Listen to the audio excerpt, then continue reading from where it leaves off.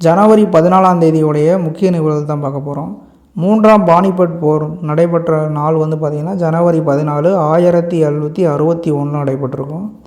ஆயுதப்படை வீரர்கள் தினம் வந்து இந்த ஜனவரி 14.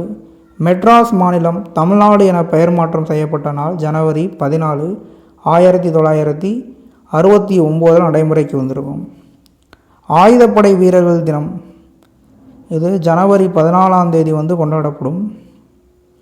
ஆயுதப்படை வீரர்களுடைய நினைவை அனுசரிக்கும் விதமாக, அவருடைய வீரம் தியாகத்தை அனுசரிக்கும் விதமாக இது வந்து கொண்டாடப்படும். இந்த ஆயுதப்படை வீரர்கள் தினம் மற்றும் முன்னாள் படை வீரர்கள் தினம் என 2 தினமுமே இந்த இதில் வந்து பார்த்திங்கன்னா கொண்டாடப்படும். இது கொண்டாடப்படுவதற்கு முக்கிய காரணம் என்னென்னா, 1953 ஜனவரி 14 இந்தியாவுடைய தலைமை தளபதியான ஃபீல்டு மார்ஷல் KM கரியப்பா வந்து என்னென்னா ஓய்வு பெற்ற நாள். இந்த ஓய்வு பெற்ற நாளை தான் என்ன பண்ணோம்னா ஆயுதப்படை வீரர் தினமாக கொண்டாடுறோம் ஜனவரி 14. ஆயுதப்படையுடைய தலைமையகம் எங்கே இருக்குன்னா புதுடெல்லியில் இருக்குது. இந்த ஆயுதப்படையில் வந்து பார்த்திங்கன்னா இந்திய இராணுவம், இந்திய கடற்படை, இந்திய விமானப்படை ஆகியவெல்லாம் சேர்ந்த அமைப்பு தான் பார்த்திங்கன்னா இந்த 3ஆம் பானிபட் போர் 14 ஜனவரி 1761 வந்து நடைபெறும். முதல் பானிபட் போர் 1726 வந்து நடைபெறும். 2ஆம் பானிபட் போர் 1756 வந்து நடைபெறும். இது 26, இது 56 ஈஸியாக வந்து நாங்கள் வச்சுக்கலாம். இந்த பானிபட் அப்படின்ற இடத்துல நடக்கிறது வாசி இதை வந்து பானிபட் போர் என்று அழைக்கப்படும். இந்த பானிபட் அப்படின்ற இடம் எங்கே இருக்குன்னா டெல்லிக்கு வடக்கே 60 மைல் தொலைவில், அதாவது 97 கிலோமீட்டர் தொலைவில் வந்து இருக்குது. இன்றைக்கி வந்து பார்த்திங்கன்னா இந்த பானிபட் என்ற இடம் ஹரியானா மாநிலத்தில் பானிபட் அப்படின்ற மாவட்டமாகவே உருவாக்கப்பட்டுள்ளது. இந்த 3ஆம் பானிபட் போர் வந்து யாருக்கு இடையில் நடக்கும்னா மராட்டிய பேரரசினுடைய வடக்கு படைக்கும் ஆப்கானிஸ்தான் மன்னருக்கும் இடையில் வந்து நடக்கும். இந்த மராட்டிய பேரரசினுடைய வடக்கு படைக்கு யார் தலைமை தாங்குவார்னா சதாசிவராவ் பவ் அப்படின்பவர் வந்து தலைமை தளபதியை வந்து தலைமை தாங்குவார். மராட்டிய பகுதியில் வந்து பார்த்திங்கன்னா பல்வேறு மன்னர்கள் வந்து இந்த போரில் வந்து கலந்துக்கிடுவாங்க. ஆப்கானிஸ்தான் மன்னர் வந்து யாருன்னு பார்த்திங்கன்னா அகமது ஷா அப்தாலி. இவருக்கு இன்னொரு பேர் இருக்குது, அகமது ஷா துரானி. இதில் துரானின்னா என்னென்னா முத்து என்று பொருள்படும். இந்த அகமது ஷா அப்தாலி வந்து பார்த்திங்கன்னா அப்தாலி இனத்துடைய தலைவர். இவரை வந்து முதல் அமீர் அப்படின்னும் அழைக்கப்படுவார். இவர் வந்து டெல்லியை வந்து 1756 வந்து சூறையாடி இருப்பார். இந்த போரில் வந்து மராட்டிய படையை வந்து பார்த்திங்கன்னா தோல்வி அடைஞ்சிருக்கும். 3ஆம் பானிபட் போரில் மராட்டியர்களுக்கு வந்து பார்த்திங்கன்னா ராஜபுத்திரர்கள், சீக்கிய மன்னர்கள்லாம் பார்த்திங்கன்னா உதவி புரிஞ்சிருக்க மாட்டாங்க. ஆனால் அந்த ஆப்கானிஸ்தானை சேர்ந்த அகமது ஷா அப்தாலிக்கு வந்து பார்த்திங்கன்னா ரோக்கிலாக்கள், அவதி நாட்டு மன்னர்கள்லாம் பார்த்திங்கன்னா உதவி புரிஞ்சிருப்பாங்க. அவங்களாம் யாருன்னா முஸ்லீம்ஸ் தான். இந்த ரோக்கிலாக்கள்ன்றவங்க யாருன்னு பார்த்திங்கன்னா உருது, இந்தி, மெயினாக வந்து உருது பேசக்கூடிய மக்கள் தான் இந்த ரோக்கிலாக்கள். இவங்க எங்கேருந்து வந்தாங்கன்னா ஆப்கானிய பாதுஸ்தான் மக்கள் என்று அழைக்கப்படுவார். இவங்க வந்து உத்தரப்பிரதேசத்தில் வந்து ஒரு 3 மாவட்டத்தில் வந்து இருப்பாங்க. இந்த பிரதேசத்தை வந்து ரோகில்கண்ட் பிரதேசம் அப்படின்னு அழைக்கப்படும். இவங்க வெள்ளக்கார ஆட்சியின் போது பார்த்திங்கன்னா இவங்க தனி பிரதேசமாக அறிவித்து விட்ருவாங்க. 1747 இந்திய பிரிவினையின் போது பார்த்திங்கன்னா இந்த மக்கள்லாம் கராச்சிக்கு வந்து இடம்பெற்றுருவாங்க. பாகிஸ்தானுடைய கராச்சிக்கு வந்து இடம்பெற்றுருவாங்க. இந்த அவதி ராஜ்யம் பாருங்கள், இந்த அவதி ராஜ்யம் வந்து பார்த்திங்கன்னா உத்தரப்பிரதேசத்தில் இருக்குது. இந்த உத்தரப்பிரதேசத்தில் அயோத்திக்கு பக்கத்தில் பைசாபாத் அப்படின்ற நகரத்தை நிர்மாணித்து அங்கே வந்து ஆட்சி புரிகிறவங்க தான் இந்த அவதி ராஜ்யம் மாட்டு மக்கள் வந்து ஆட்சி புரிவாங்க. இந்த மக்கள் வந்து பார்த்திங்கன்னா அவதி என்ற மொழியை வந்து பேசுவாங்க. இந்த அவதி மொழி வந்து பார்த்திங்கன்னா சமஸ்கிருதமும் பாரசீகமும் கலந்த ஒரு மொழி தான் இந்த அவதி.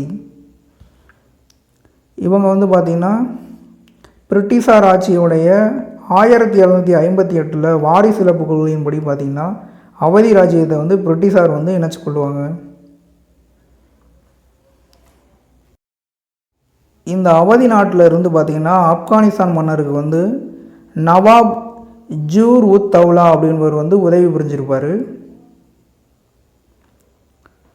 இந்த 2 படைகள்லையுமே பார்த்திங்கன்னா 40,000 வீரர்கள், இங்கிட்டு ஒரு 40,000 வீரர்கள் வந்து கொல்லப்பட்டிருப்பாங்க. ஆனால் மராட்டிய படைகளில் வந்து பார்த்திங்கன்னா போர் முடிஞ்சு சில மக்கள்லாம் கொல்லப்பட்டிருப்பாங்க. கிட்டத்தட்ட 70,000 மக்களை வந்து கொல்லப்பட்டிருக்கலாம் அப்படின்ற கருத்தும் உண்டு. 1774 தான் சிவாஜி வந்து பேரரசரை வந்து முடிசூட்டுவார். எங்கன்னா ராய்கர் கோட்டையில் வந்து பண்ணுவார். இவர் 1730 பார்த்திங்கன்னா பிறந்திருப்பார். சிவாஜிக்கு வருகைக்கு முன்னாடி பார்த்திங்கன்னா இந்த மராட்டிய பேரரசு வந்து பெருசாக வந்து விரிவடைஞ்சு போகும். 1674 இவர் முடிசூட்டப்பட்ட அதே ஆண்டில் தான் பார்த்திங்கன்னா எக்கோஜி வந்து தஞ்சாவூர் மராத்திய அரசை வந்து நிறுவுவார். தஞ்சாவூர் மராத்திய அரசருடைய இறுதி அரசர் யாருன்னு பார்த்திங்கன்னா தஞ்சாவூர் சிவாஜி அப்படின்ற பெயரில் அறியப்படுவார். அவருக்கு அடுத்து பார்த்திங்கன்னா வாரிசிலப்பு கொள்கையின்படி பார்த்திங்கன்னா மராத்தியத்தை வந்து ஆங்கிலேய அரசு வந்து இணைச்சு கொள்ளும். ஜனவரி 14, 1956 மெட்ராஸ் மாநிலம் தமிழ்நாடு என பெயர் மாற்றம் பெற்றிருக்கும். இது அதிகாரப்பூர்வமாக மாற்றப்பட்டு நடைமுறைக்கு வந்தனால தான் இந்த ஜனவரி 14, 1969. இதோடைய வரலாறு என்னென்னு பார்த்தீங்கன்னா அக்டோபர் 14, 1956 மதராஸ் மாநிலம் தமிழ்நாடு என பெயர் வைக்க சொல்லி சங்கரலிங்கனார் வந்து பார்த்திங்கன்னா 76 நாட்கள் உண்ணாவிரதம் இருந்து இறந்துருப்பார். எந்த இடத்துலனா விருதுநகர் பார்த்திங்கன்னா மண்மலை மேடு அவருடைய வீட்டிலேயே வந்து இறந்துருப்பார். அதுக்கு பின்னாடி வந்து 1968 வந்து பார்த்திங்கன்னா அண்ணா வந்து ஆட்சிக்கு வராரு. ஆட்சிக்கு வந்து 1968 ஜூலை 18 வந்து பார்த்திங்கன்னா சட்டமன்றத்தில் தீர்மானம் வந்து நிறைவேற்றப்படும். இந்த தீர்மானம் நிறைவேற்றப்பட்ட நாளாக தான் தமிழ்நாடு நாளாக வந்து நம்ம இன்றைக்கி வந்து கொண்டாடுறோம். அதுக்கு பின்னாடி நவம்பர் 23, 1968 நாடாளுமன்றத்தில் வந்து நிறைவேற்றப்பட்டு குடியரசுத் தலைவர் ஒப்புதலுக்கு பின்பு டிசம்பர் 1, 1968 வந்து பார்த்திங்கன்னா தமிழ்நாடு முழுவதும் இந்த பெயர் மாற்றத்தை வந்து ஒரு விழா எடுத்து வந்து கொண்டாடுவாங்க. நவம்பர் 1, 1956 மெட்ராஸ் மாநிலம் வந்து உருவாக்கப்பட்டிருக்கும். இதை மெட்ராஸ் மாநிலம் உருவாக்கப்பட்ட நாளாக வந்து நம்ம கொண்டாடப்படுறோம். 1953 நடைபெற்ற மற்ற நிகழ்வுகளை பூரா பார்க்கலாம். ஏர் இந்தியா வந்து பார்த்திங்கன்னா தேசியமயமாக்கப்பட்டிருக்கும். இந்த 1953 ஆக்கப்பட்டிருக்கும். ஆந்திர மாநிலம் உருவாக்கப்பட்டது பார்த்திங்கன்னா 1953 அக்டோபர் 1 வந்து உருவாக்கப்பட்டிருக்கும். சி பொட்டுராமர் என்பவர் வந்து உண்ணாவிரதம் இருந்து உயிர் நீத்திருப்பார். அப்புறம் வந்து ஆந்திராவில் வந்து பார்த்திங்கன்னா கலவரமாகி நேரு வந்து பார்த்திங்கன்னா முறைப்படி அறிவிச்சிருப்பார் அக்டோபர் 1. காக்கர் கலைஞர் ஆணையம் வந்து அமைக்கப்பட்டிருக்கும். நேருவுடைய பிரதமராக இருக்கும்போது அமைக்கப்பட்ட ஆணையம் தான் இந்த காக்கர் கலைஞர் ஆணையம். முதல் பிற்படுத்தப்பட்டவர் ஆணையம் தான் இந்த காக்கர் கலைஞர் ஆணையம். முதலாவது வண்ண தொலைக்காட்சி வந்து விற்பனை செய்யப்பட்ட ஆண்டு பார்த்திங்கன்னா 1953 தான் பண்ணியிருப்பாங்க.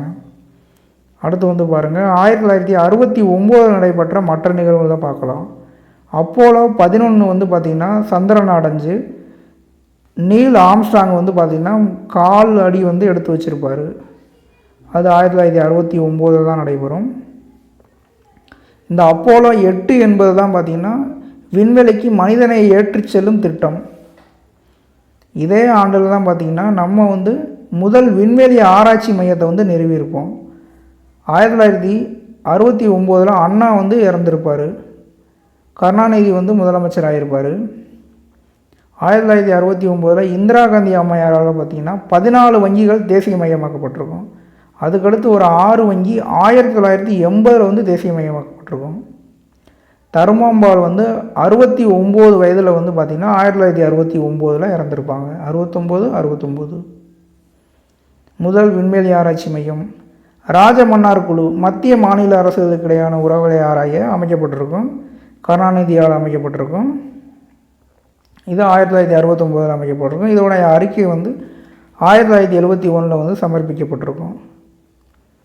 இந்த 5வது குடியரசுத் தலைவர் தேர்தல் வந்து 1969 வந்து நடக்கும். இதில் வந்து பார்த்திங்கன்னா ஜாகிர் ஹுசேன் வந்து மே 3 இறந்துருவார் 1969. இதில் குடியரசுத் தலைவருக்கு வந்து போட்டிருந்த பார்த்திங்கன்னா விவி கிரி மற்றும் நீலம் சஞ்சீவி ரெட்டி 2 பேருமே பார்த்திங்கன்னா காங்கிரஸ் கட்சியிலேருந்து நிப்பாட்டப்படுவாங்க. இந்த விவி கிரி வந்து பார்த்திங்கன்னா துணை குடியரசுத் தலைவராக வந்து இருப்பார். அவர் வந்து பதவி நீக்கம் பற்று குடியரசுத் தலைவரில் வந்து போட்டிக்கு வந்து போட்டியிட சொல்லி இந்திரா காந்தி அம்மையாரால் வந்து சொல்லப்பட்டிருப்பார். நீலம் சஞ்சீவ் ரெட்டி பார்த்திங்கன்னா காங்கிரஸ் கட்சியுடைய தலைமை நிர்வாகியான காமராஜர் இவங்கெல்லாம் சேர்ந்து வந்து நிற்க வச்சுருப்பாங்க. ஆனால் விவி கிரி தான் என்ன வெற்றி பெற்றுருவார். இதனால் காங்கிரஸ் கட்சி பிளவுபடும் நிலைமைக்கு தள்ளப்படும். இந்த காலத்தில் வந்து துணை குடியரசுத் தலைவர் வந்து பார்த்திங்கன்னா பதவி வந்து ராஜினாமா பண்ணிக்கிட்டு தான் பார்த்திங்கன்னா குடியரசுத் தலைவர் தேர்தலில் வந்து விவி கிரி வந்து நின்றுருப்பார். அதற்கு பதிலாக உச்சநீதிமன்ற நீதிபதியான இதயத்துல்லா வந்து பார்த்திங்கன்னா குடியரசுத் தலைவரை வந்து பதவியேற்றிருப்பார்.